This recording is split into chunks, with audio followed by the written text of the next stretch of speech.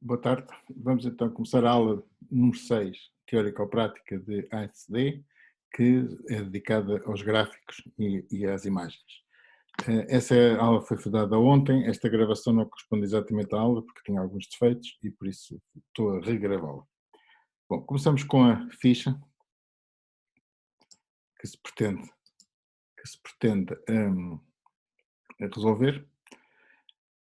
E, por conseguinte, temos aqui um primeiro exercício que nos pedem para fazer um conjunto de operações. Eu vou pôr estas operações já no Spider, para vermos o que é que tenho aqui copiado, e por isso vamos pô-las aqui no Spider. Okay? E por conseguinte, elas estão aqui já codificadas nessa ficha, e as primeiras instruções são as seguintes. Primeiro, vamos criar um range de 61, ou seja, vamos criar um array, um range com os números desde 0 até 61, até 60. Depois, vamos multiplicar estes números por π sobre 30, ok? Ou seja, o número 0 corresponderá a 0, o número 60 corresponderá a 2π. E por isso, este range, ou este x, ou estes pontos π, aliás, vão tomar os valores entre 0 e 2π. Depois criamos uma função, por isso temos um array de pontos entre 0 e 2π, e para cada ponto vamos criar vamos criar um novo array em que para cada ponto de x vamos obter o centro de x. E por conseguinte, para desenhar o gráfico do centro de x, basta criar este array de pontos x, array de pontos y e mandar desenhá-los. Okay? É isso que vamos fazer com este exercício 1A, e por isso, se o executarmos, o que nos aparece é o gráfico de um seno, ok? E podemos fazer a mesma coisa com as instruções que faltam, que é o cosseno, basicamente é a mesma coisa. E se executarmos, passamos a ter o gráfico simultâneo de um seno e de um cosseno. Okay? O seno começa em 0 e vai a 2π, por isso seno de 2π é 0, o cosseno começa em 1 e faz sinusoidal. O que nos é pedido a seguir na ficha é que transformar estes dois gráficos em gráficos de linha. E aí temos a ver com a formatação que foi pedida ou que foi dada no desenho destes gráficos. Se olharmos aqui para a formatação, quando fizemos o plot do seno, o que dissemos foi que queríamos desenhá-lo com cada ponto com um X e B de blue. Ou seja, o seno está desenhado com pontos, com cruzes, a azul. O cosseno está desenhado com bolas a red, a vermelho. E por conseguinte, o cosseno está bolas vermelhas. Se nós quisermos passar isto agora para linhas, simplesmente fazemos a mesma coisa, eu posso fazer aqui, mas o que nós temos que dizer é que em vez de querer cruzes, queremos fazer uma linha, e em particular este aqui, as bolas podem ser, por exemplo, atracejado ou aponteado, 2 pontos. Okay? Conhecem isto, são as convenções que depois têm que ver, são as instruções que têm que ver, as formatações que estão previstas nestes métodos plot, e por conseguinte, se fizermos isso, temos cá o seno ponteado, aliás o cosseno ponteado de vermelho e o seno a cheio azul. Okay? Bom, isto basicamente é o primeiro exercício, só para nos ambientarmos à instrução plot. Já agora a instrução plot está definida na biblioteca matplotlib, em que eventualmente esta biblioteca eu abrevio para PLT, para não ter que andar a escrever um nome tão grande. Bom, voltando à ficha que estávamos a fazer,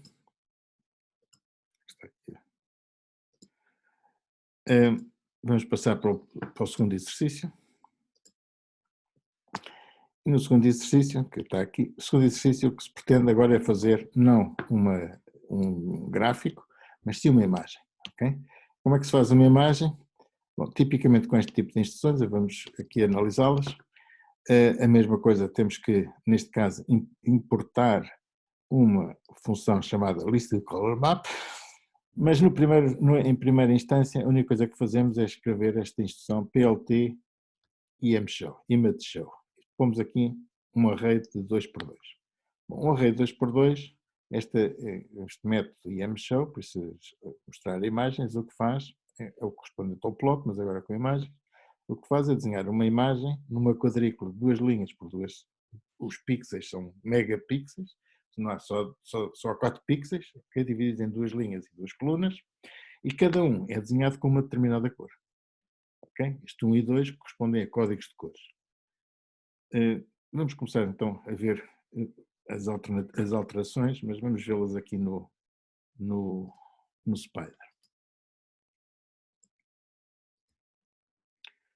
Por isso, no Spider temos aqui este exercício, em que a primeira coisa que fazemos então é, pura e simplesmente, mandar desenhar esta figura, em que tem uma quadrícula de 2x2, o canto superior esquerdo tem a cor 1, o canto superior direito tem a cor 2, depois a linha de baixo tem duas quadrículas com cor 3. Por isso, se nós mandarmos executar,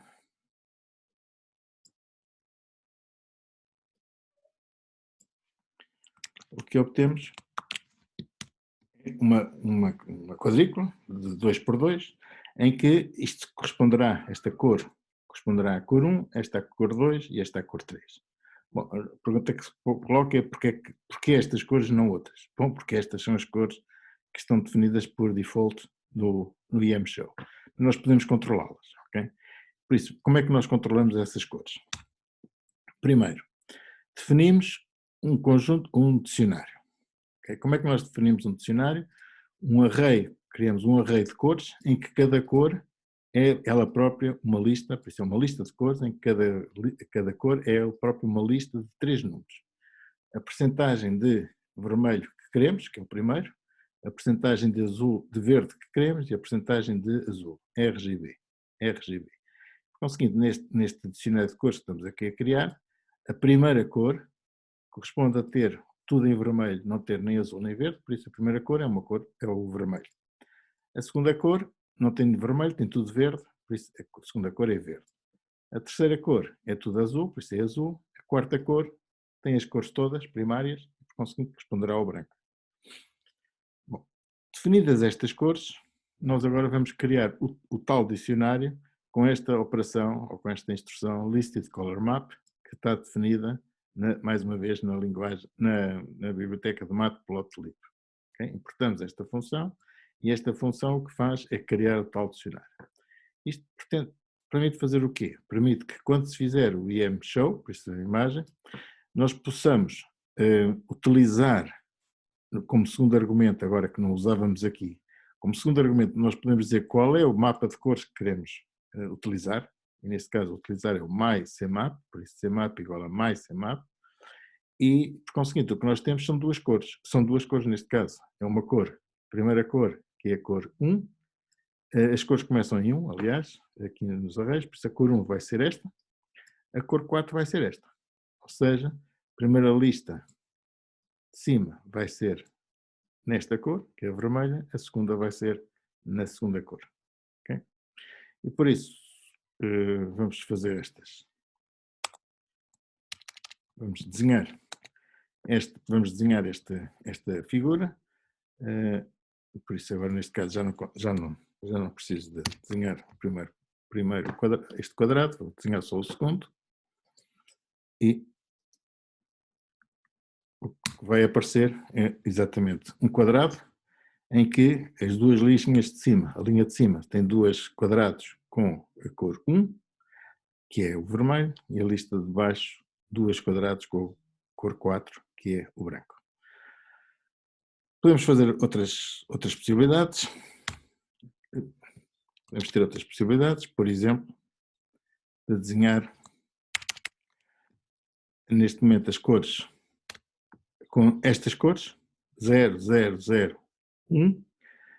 Fazemos a mesma coisa, 1, 2, 3, 4, em que a linha de cima vai ter a cor 1 e a cor 2, a linha de baixo vai ter a 3 e a 4. Neste caso, quer a cor 1, quer a cor 2, quer a cor 3, está tudo a zero, ou seja, a ausência de cor é o preto, por isso as três primeiras quadrículas estão a preto, a segunda está a azul, que é a única que está marcada, ok? E por isso, se fizermos esta execução, vamos mostrar uma imagem que é preto, preto, preto, preto, preto, preto, azul. Okay? Bom, e ficamos, em termos de imagens e em termos de quadrículas, enfim, estão explicados, digamos, como é que se fazem estas imagens, como é que se geram imagens.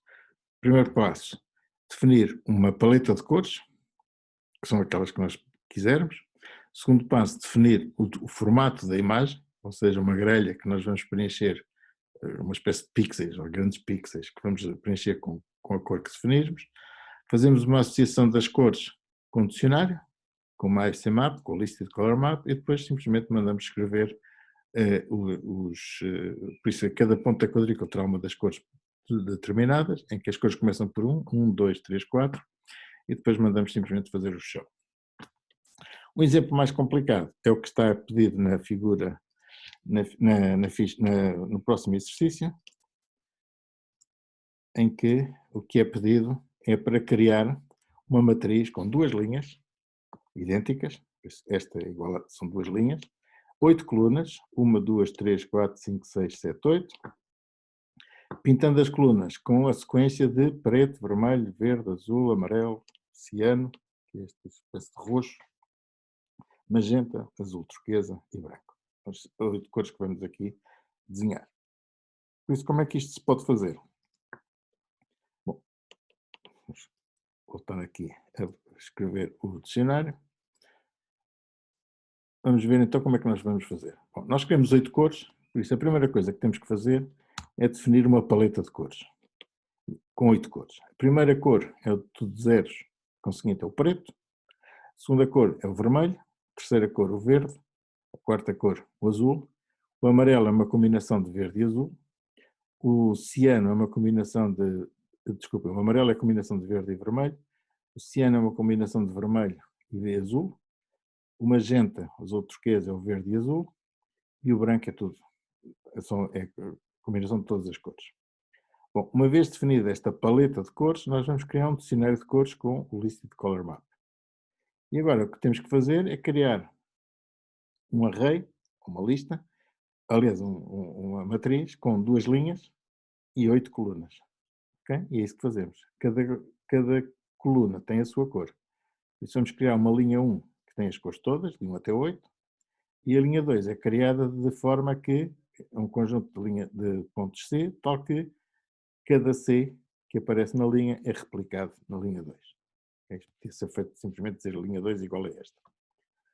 Depois, dizemos que a imagem que queremos criar é uma matriz com estas duas linhas, com a linha 1 e com a linha 2, e mandamos mostrar ou desenhar essa imagem.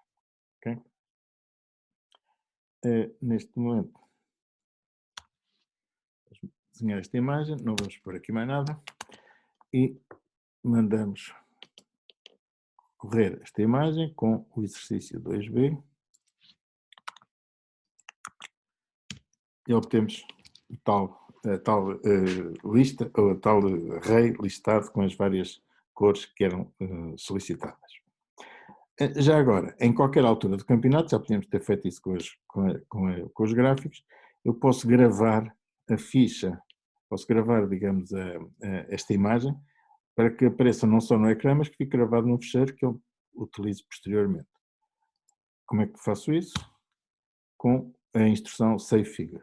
Okay? Ao guardar uma figura, dando um valor, um nome à figura, consigo gravar um ficheiro, neste caso chamado paleta PDF, que vai ser gravado na diretoria de trabalho. Por isso, se eu executar isto outra vez, obtenho a mesma coisa, mas, entretanto, obtive aqui um ficheiro chamado paleta PDF. Penso que vocês não o vão ver, mas se o virem, se não o virem, façam isso vocês, que veem este ficheiro PDF que fica. Penso que não consigo ver. Ok. Veem-no assim, ok? Este foi o fecheiro que foi gravado pelo Spider. Voltando aqui à ficha. Desculpem, não é esta. Voltando à ficha. O que é que se pretende a seguir? Pretende-se criar uma outra paleta em que a primeira linha continua a ser as cores anteriores e a linha de baixo serão um conjunto de cinzentos. Como é que é obtido estes cinzentos? Bom, cada cor que é desenhada, para cada cor é possível criar um cinzento, um tom de cinzento, em que, como é entre o branco e o preto, os cinzentos, na ausência de cor, é porque têm as três componentes primárias com o mesmo valor, CCC, em que 000 corresponde à ausência de cor é preto, 1 é a totalidade das cores, que é branco, e alguns entre 0 e 1 será um tom de cinzento. Bom, como é que fazemos este tom de cinzento? Simplesmente pegamos no RGB de cada um da linha de cima e multiplicamos a componente de R por 0,3, a componente de G por 0,5, 59, e a componente de azul por 0,11. Por conseguinte, no máximo vamos obter um valor entre 0 e 1, e este valor entre 0 e 1, colocado para todas as letras, para todos os tons, vai dar um tom de cinzento. Ok? Por isso é isso que vamos fazer. Como é que nós criamos isto? Como é que nós criamos esta paleta? E vamos ver então como é que fazemos isso no Spider. Isso, o que é que temos que fazer? Temos que, enfim, fazer a mesma coisa que fizemos antes, que é criar a tal paleta, vou repetir. Até aqui é tudo igual. A única diferença é que, enquanto que aqui a linha 2 era igual à linha 1, ou seja, para cada C da linha 1 eu obtinha um C igual para a linha 2, agora vou fazer uma coisa diferente. Para cada C da linha 1, eu vou obter um 8 mais C, por isso. Para o 1 vou obter o 9, para o 2 vou obter o 10, para o 3 vou obter o 11, e por isso tenho que gerar as cores 9, 10, 11, etc. Como é que se obtém as cores 9, 10, 11? Ajustando a este dicionário, que só tem 8, a esta lista, que só tem 8 listas, vou juntar mais 8 listas, que são as correspondentes aos cinzentos. Bom, isso é o que eu faço com esta operação, com esta instrução, já lá iremos ver como é que faço, mas esta instrução o que vai fazer é criar uma sequência como esta, mas é em tons de cinzentos, e depois simplesmente junto as cores primárias, que são estas 8, às cores secundárias, aliás, aos cinzentos, e fico com uma matriz de 3 colunas, uma matriz com 16, serão 16 linhas com 3 colunas cada uma. Okay? E pronto, como é que se faz a linha de cinzentos? Bom, como a explicação diz, ou seja, começo com cinzas sem cinzento nenhum, e para cada cor que aparece aqui das cores primárias, eu vou obter uma nova cor, que é a multiplicação de 0,30 pelo vermelho, 0,59 pelo azul, 0,11 pelo verde, aliás, ao contrário, pelo verde e pelo azul, obtenho um valor cinza e vou dizer simplesmente que quero a este dicionário acrescentar uma ou outra linha que tem os tons de cinza calculados desta forma. Okay. Uma vez feito isto é basicamente a mesma coisa, a única diferença em relação ao anterior é que as linhas agora têm os valores desde 1 até 16, a linha de cima é igual, a linha de baixo vai dar os tons de cinzento correspondentes. Por seguinte, se eu fizer agora a execução,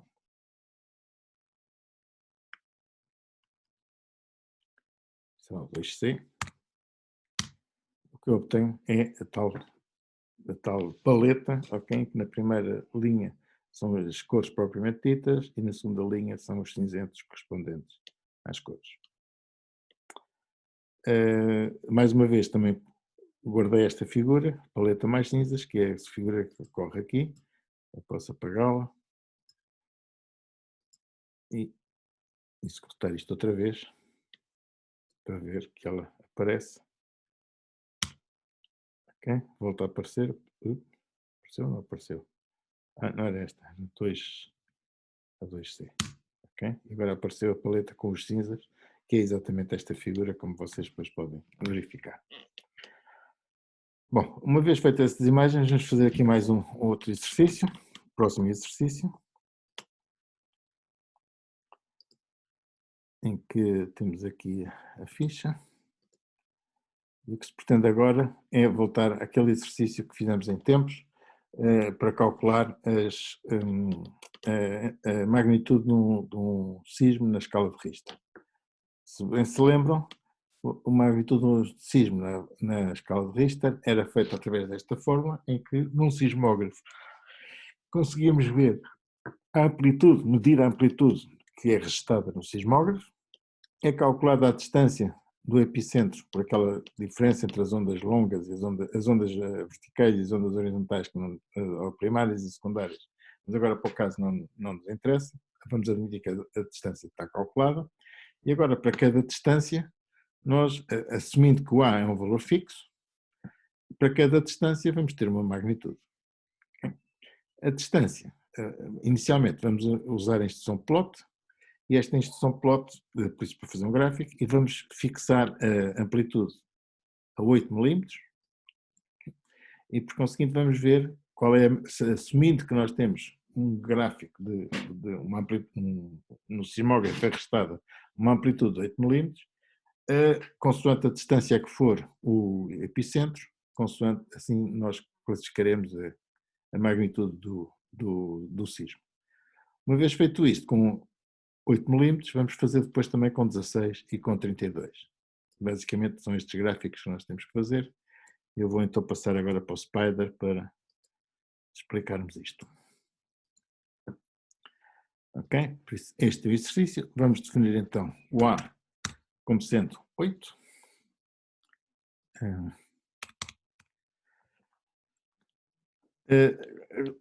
Queremos fazer um conjunto de um gráfico, por isso para fazer um gráfico fazemos como há pouco, criamos um conjunto de distâncias, ok? Por isso vamos fazer o gráfico da magnitude em função da distância, por isso vamos gerar um conjunto de distâncias essas que vão ser geradas entre 10 e 200 km, com intervalos de 5 km, por isso vamos ter pontos no quilómetro 10, se forem 10 km, 15 km, etc.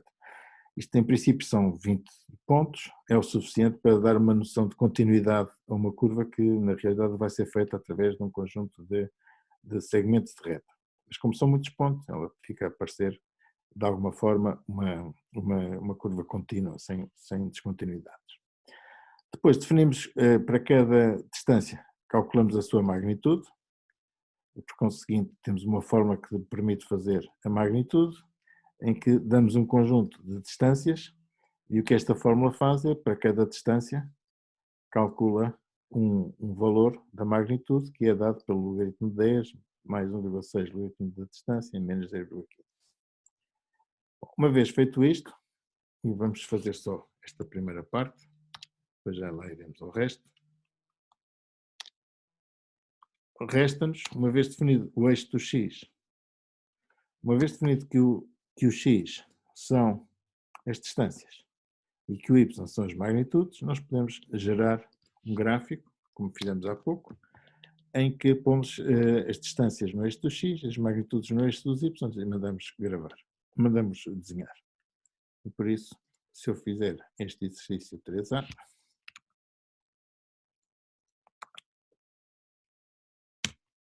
parece uma curva em que cá estão as distâncias de 10 a 200 km, isto são as magnitudes na escala de Richter, que são geradas, digamos, para uma amplitude registada no sismógrafo de 8 milímetros. O que é que nos é pedido a seguir? Bom, isto não nos diz muito, temos um gráfico, temos aqui umas contas de um lado, uns números em cima e uns números em baixo, nem sabemos o que é que isto é. Se nós quisermos ser um pouco mais explícitos, podemos começar a melhorar este gráfico e a primeira coisa que podemos melhorar é dando um título ao gráfico.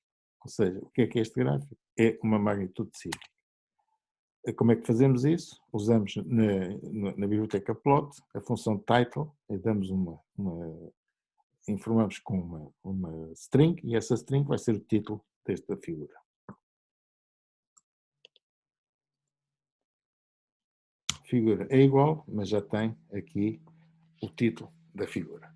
Depois, continuamos a não saber o que é que são estes números que aqui estão. mas podemos identificá-los através das funções xlabel, que diz o que é que são os números no eixo do x, que são as distâncias ao epicentro, e o que é que quer dizer o eixo dos y, que são magnitudes na escala de Richter. Por isso, neste momento já temos o título definido, temos as escalas no eixo do x e no eixo dos y, e por isso, se mandarmos gravar a figura ou desenhar a figura, já aparece alguma coisa mais interessante, diz o título da figura, diz o que é que representam estes valores, de 100 a 200, ou de 25 a 200, que é a distância ao epicentro, e os valores do y, que são a magnitude medida na escala de Richter. Finalmente, podemos guardar a figura, mas agora para o caso, só para confirmar, que se eu mandar gravar a figura, ela aparece aqui algures com Seismic qualquer coisa, apareceu a figura Seismic Magnitude .8, de 8, num formato pink. Bom, mas isto é o gráfico de um desenho, é um gráfico de uma função com o parâmetro a igual a 8. Nós podemos definir aquela expressão que ali está, depende não só da distância, mas também depende da amplitude. Neste caso usamos a amplitude igual a 8, ok? E para perceber que estamos a usar a amplitude igual a 8, nós podemos pôr uma legenda a dizer, calma, esta curva é feita com uma amplitude igual a 8, ok? E usamos a função legend, e se executarmos agora este programa, além de a escala do x, escala do y, no título, nós também sabemos que esta curva corresponde a uma amplitude igual a 8. Okay? Mais uma vez, é uma string que nós colocamos e que vai aparecer alguns na figura, o sistema encarrega-se de colocar no sítio certo. Bom, mas podemos querer esta curva não só para a amplitude 8, mas para a amplitude 16 e para a amplitude 32, como pedi. Como é que se generaliza este caso?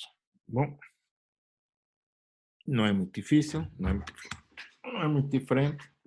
O que nós temos de definir então agora não é apenas temos que fazer 3 plots, um com A igual a 8, outro com A igual a 16, outro com A igual a 32, e por isso mantemos a formatação. Temos que dizer a formatação para as 3 curvas, queremos uma a vermelho com 8, a de 16 queremos a azul, a de 32 queremos a verde, mas fundamentalmente o que temos é que definir quais são as distâncias, mantemos as mesmas, usamos o mesmo gráfico, de 10 até 200 com 5 em 5, podemos manter a etiqueta, o label do X, do Y e do título, e agora o que é que temos que fazer mais?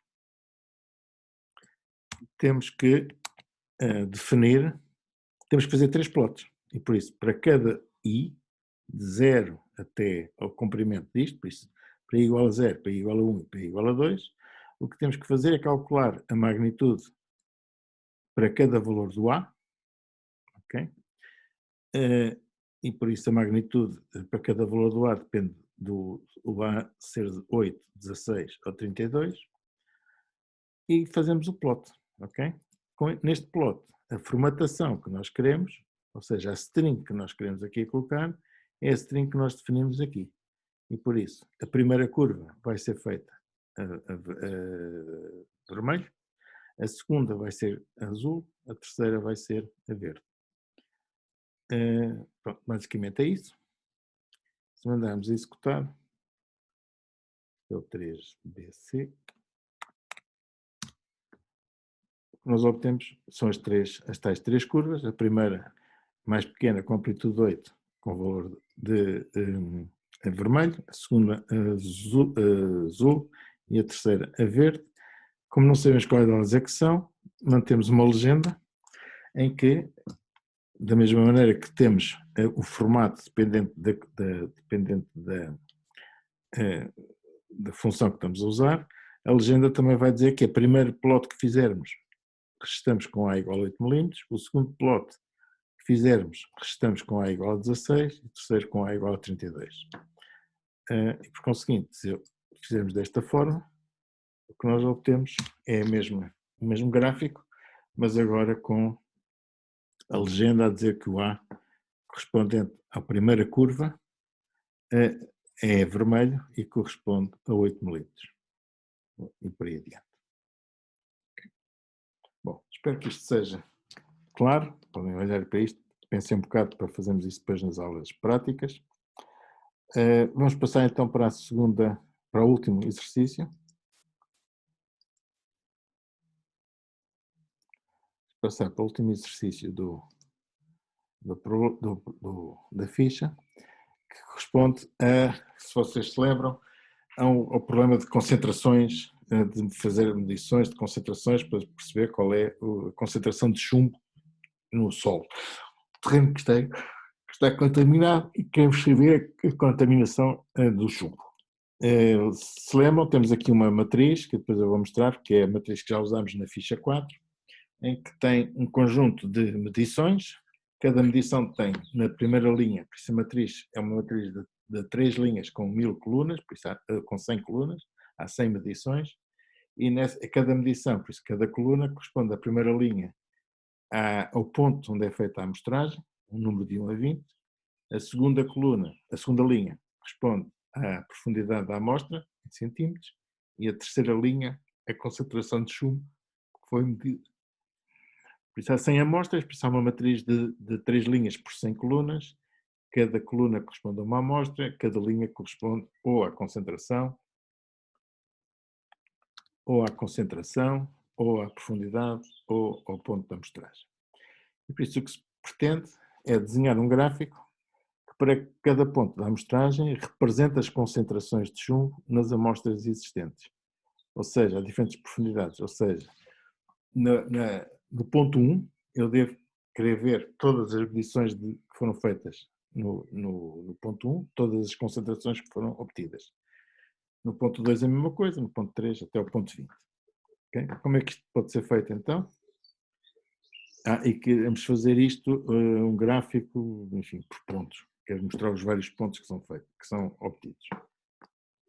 Bom, está feito aqui, vamos ver isto com calma, como é que isto pode ser feito. Em primeiro lugar, temos que obter a matriz de concentrações. Okay? Como é que é feita a matriz de concentrações? Temos aqui a matriz de concentrações, ok? Por isso vamos dizer que o M, o fecheiro que nós já fizemos, é obter concentrações.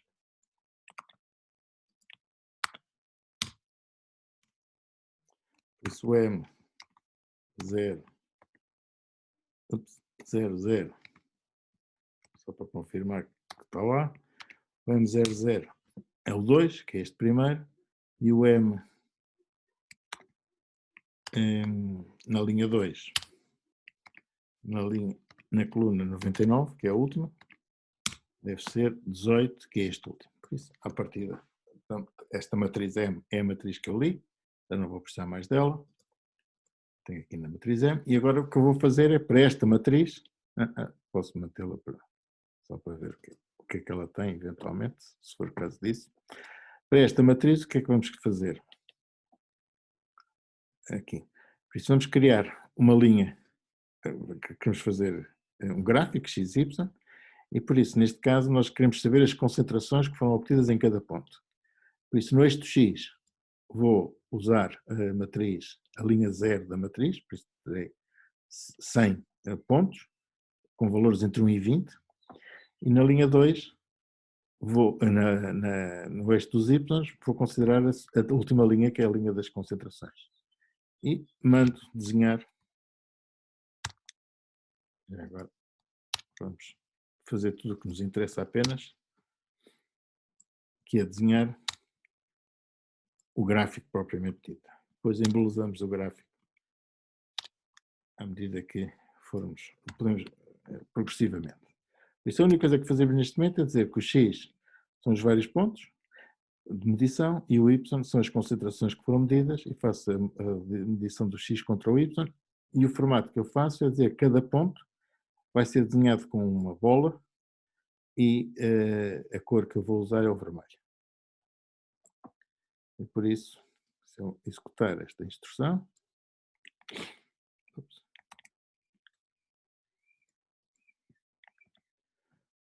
com a matriz M, que foi a matriz que eu criei, obtenho isto, ok? O que é que eu obtenho? Na prática, obtenho vários pontos de concentração, de 1 até 20, e, por exemplo, no ponto 1, que é o primeiro, eu tenho 1, 2, 3, 4, 5 medições. Uma medição foi à volta de 6, outra foi à volta de 8, enfim, podemos ver aqui, não obtenho concentração, houve pelo menos aqui um que correspondeu a uma concentração de 14, houve outro que correspondeu a uma de 22, que são estas que aqui, foi esta, a de 14, e há aqui mais uns que podem confirmar. Mas isto, mais uma vez, não é um gráfico que se apresente, porque eu não faço ideia o que é que são estas pintinhas, não é? Por isso, para mostrar o que é que são as pintinhas, fazemos aquilo que já sabemos.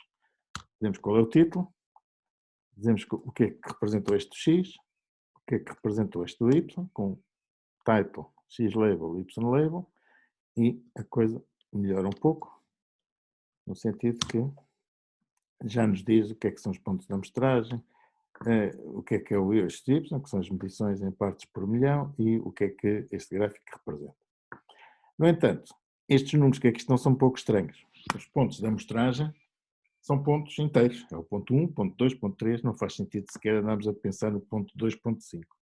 Por isso, como é que nós criamos as categorias propriamente ditas? Porque isto não corresponde a números, corresponde mais a categorias. Como é que nós conseguimos classificar, definir para o eixo do X, neste caso, as categorias? Através desta instrução xticks, ok? Em que dizemos para cada valor qual é a string correspondente. Ou seja, se eu tiver 20 pontos, eu quero que aqui, em vez de aparecer estes números, apareçam as strings correspondentes ao número 1, 2, 3, 4, etc. Como é que eu faço isso? Eu sei que vou ter números de 0 a 20, aliás, de 1 a 20, que são os pontos da amostragem, e vou criar um conjunto de strings em que para cada número que aparece neste range, de 1 a 20, eu vou criar a string correspondente. E os meus ticks, por isso os pontos que vão ser mostrados no eixo do X, vão ser exatamente as strings correspondentes aos números de 1 a 20. Okay. Com esta instrução, o gráfico fica um pouco melhor, porque agora já me diz exatamente quais são os pontos da amostragem, já não anda para aqui com valores fracionários, que não fazem sentido, e digo exatamente o que é que estou a fazer em cada ponto da amostragem. O último exercício que vamos fazer, o último exercício é um pouco mais complicado. O que é que temos que fazer? É desenhar um gráfico de barras, aliás, sim, só fazemos um. Desenhar um gráfico de barras que mostra a concentração média do chumbo observada no conjunto das profundidades analisadas em cada ponto da amostragem. Isto é, se eu tenho 5 amostragens, ou 5 amostras na posição 1, eu vou tirar a média dessas amostras e essa será a média que eu reporto no gráfico.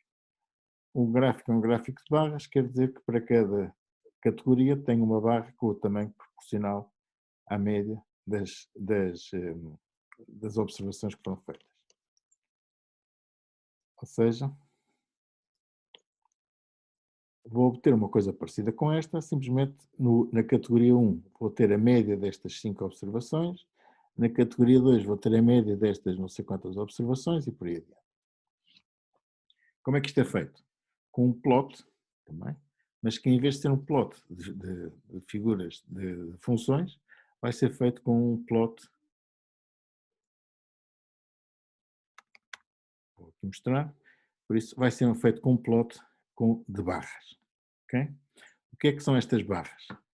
Bom, tal como nestes aqui, eu tenho que dizer qual é o eixo do X, e o eixo do X, mais uma vez, é os números de 0 a 20. O que é que são o eixo dos Y? São, para cada número de 0 a 20, eu tenho que, esta função vai-me dar o valor das concentrações para o ponto 1, 2, 3, 4, etc. Por isso tenho aqui, esta função vai-me gerar, a partir da matriz que tenho, vai-me gerar a média das concentrações para cada um dos pontos, e vou dizer que quero, neste caso, a barra a ser vermelha, a ser verde, aliás. Não vou fazer mais nada senão isto. Depois, basicamente, aliás, posso deixar cá o título só para verem, não tem nada que saber. Por isso a única diferença entre um e este é que neste caso o x é a matriz dos pontos e o y são os vários pontos. Aqui os x vão ser os números de 1 a 20 apenas, e o y vão ser as concentrações que são calculadas com esta função que já lá iremos ver. Se eu fizer este desenho, neste caso, exercício 4, ups, por aqui, aqui o comentário. Se eu fizer o desenho neste momento, o que eu vou obter é uma coisa, ups, está aqui o erro, no legend, quem é que apareceu aqui? Opa!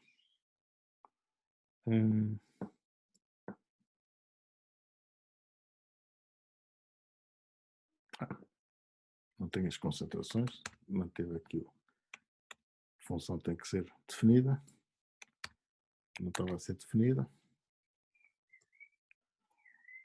Ok, agora posso executar e aparece-me o que eu estava à espera, ou seja, um gráfico, não um gráfico de bolinhas. E agora posso pôr aqui a diferença entre esta e a outra. Enquanto que na outra aparece em cada ponto aparece um conjunto de bolinhas, nesta aparece-me apenas um valor, é um valor que é uma barra do tamanho do valor. Okay? Como é que isto é? Mais uma vez, os pontos da amostragem não tive cuidado e por isso apareceram daquela maneira. Por isso, se eu quiser fazer coisa bonito, tenho que dizer que o range é de 1 até 21, ou de 1 a 20, tem as strings correspondentes aos números de 1 a 20, e agora vou usar estes ticks, não a escala que ele utiliza, mas sim uma escala garantidamente, que sou eu que controlo, de categorias. Okay? Uma vez feito isto, obtenho exatamente o mesmo gráfico de há bocado, mas agora com as categorias 1, 2, 3 até o número que for. Finalmente, como é que eu obtenho estas amplitudes? Bom, para cada valor vou obter a sua amplitude e por isso esta é a função mais complicada, mas acho que dá para perceber. Em primeiro lugar, vamos ver quantos pontos é que nós temos. Por isso, eu dou uma matriz, não é? A matriz de concentrações, esta matriz, e vou querer saber a profundidade, o valor médio para o ponto 2, para o ponto 1, para o ponto, enfim, para todos os pontos, de 1 a 20. E por isso começo com uma matriz, começo por ver qual é o comprimento das matrizes, e depois digo que a contagem há 0, 20 vezes, ou seja, a contagem inicial dos pontos é 0 para todos os pontos de 1 a 20. E a mesma coisa para a soma. Okay? Eu tenho nomes mais interessantes, mas isto é a contagem dos pontos, isto é a contagem das amostras, okay? O peso das amostras. Inicialmente não contém nenhum ponto, todas as amostras, toda a soma das concentrações é igual a 0. Depois também tem aqui o número de amostras que são feitas em cada ponto, que também começam por ser 0.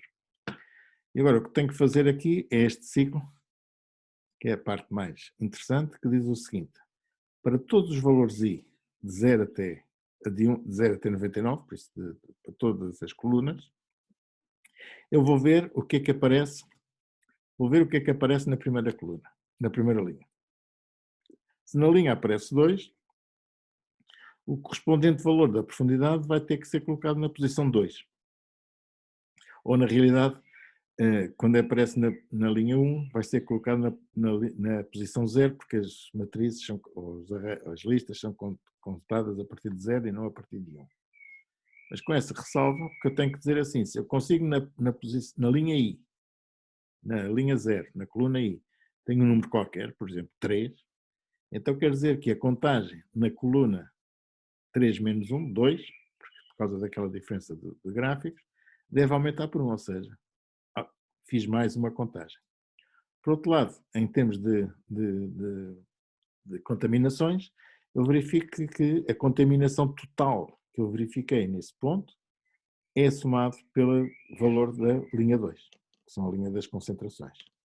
Okay? E por isso, no fim deste ciclo, eu tenho para cada valor, para cada coluna do CP, tenho o número de contagem que foi feito na respectiva categoria e no CA tenho a soma de todos os valores, a soma de todas as concentrações que foram medidas nessa categoria. Bom, se eu quiser saber a concentração média, o que tenho que fazer é para todos os valores, tenho que dividir a concentração que obtive pelo número de valores, pelo número de amostragens que foram feitas, para ter a contaminação média. Com uma ressalva que, se por acaso eu não fizer alguma medição, o valor fica zero. O valor não é alterado porque eu não quero dividir por zero. Bom, e não só retorno, digamos, estes valores médios, e por conseguinte, para estas matrizes, retorno a tal vetor que tem os valores das concentrações médias. Aliás, podemos ver isto aqui. Se eu fizer isto desta maneira, eu verifico não só, obtenho não só as concentrações, mas antes de fazer o plot, vejo quais são os valores que elas têm para confirmar se o plot está bem feito. Por isso, executando isto outra vez, o que eu obtenho são os tais valores, mas agora posso verificar que a média das concentrações no ponto 1 foi 14,2, como aqui está. No ponto 2 foi 9,3, um bocadinho abaixo de 10. O outro 17,8, está aqui entre 15 e 20. O seguinte é praticamente 20, que é este aqui. E por aí. Há um que ainda é maior, 23 é maior e por aí adiante. Por conseguinte, dá para fazer as várias concentrações. O que vou deixar como exercício, que se tem que olhar para a aula teórica, o que é que se podia fazer se eu fizer uma distinção entre as concentrações medidas em baixa profundidade ou em alta profundidade. Eu não vou fazer mais se não mostrar o resultado e deixo-vos a vocês pensarem como é que isso é obtido. Okay? Temos que generalizar a contagem e temos que generalizar o gráfico. A parte do gráfico, eventualmente, eu posso explicar. A parte da contagem é mais complicado, mas acho que dá para vocês fazerem. E, por conseguinte, neste caso, o que eu vou fazer é 4C e vou obter este gráfico, okay? Ou este gráfico de barras, em que, para cada posição, eu meço as amostras, a média, a concentração média das amostras superficiais e a concentração média das amostras profundas. Basicamente, o que eu tenho aqui é as concentrações médias. Okay? As concentrações médias estão divididas na primeira linha, as concentrações baixas, superficiais, e na segunda linha, as concentrações profundas, as médias, e depois só tenho que fazer o plot, okay? dos dois valores. Okay? Para o x1 tenho que fazer, aliás, tenho que fazer o plot das concentrações superficiais, das concentrações profundas, são os Vs, e onde é que eu os coloco? Bom, para cada posição, eu ponho centro a amostra superficial 0,15 para a esquerda, digamos, do ponto central, e a concentração profunda 0,15 para a direita, okay? Menos e mais. Digamos, a largura desta barra, em ambos os casos, é 0,3. Ou seja, se eu centro em 0,15 e a largura é 0,3, quer dizer que vai desde 0 até 0,3. No caso das negativas, se eu coloco em menos 0,15 e a largura é 3, quer dizer que vai de 0 até menos 0,3. E por isso, quando há as duas, uma fica ao lado da outra, uma a profunda para a direita e a superficial para a esquerda, e tem exatamente este aspecto, o gráfico. A única coisa que temos que fazer depois é pegar na matriz de concentrações, isso é um exercício que eu vos deixo, e calcular a média, separando as contagens que são feitas a uma superfície, a uma profundidade inferior a 50 e a uma profundidade superior a 50. Okay? Por isso, basicamente, é uma generalização daquilo que fizemos aqui, mas só que aqui não nos tínhamos que preocupar com a profundidade, todas as que fossem contadas num determinado ponto eram consideradas. Bom, eu vou-vos deixar então pensar um bocado no assunto, como é que vocês podem resolver estes exercícios e que aliás vão pensando, que são os exercícios que devem resolver na aula prática correspondente, por isso na aula prática 6. Ok? Bom, julgo que nós, em geral, pelo menos não nos vamos ver antes do teste. Alguns dos turnos práticos eu darei na segunda-feira, mas para esse e para todos os outros eu desejo um bom teste e um bom fim de semana e um bom teste depois na próxima terça-feira.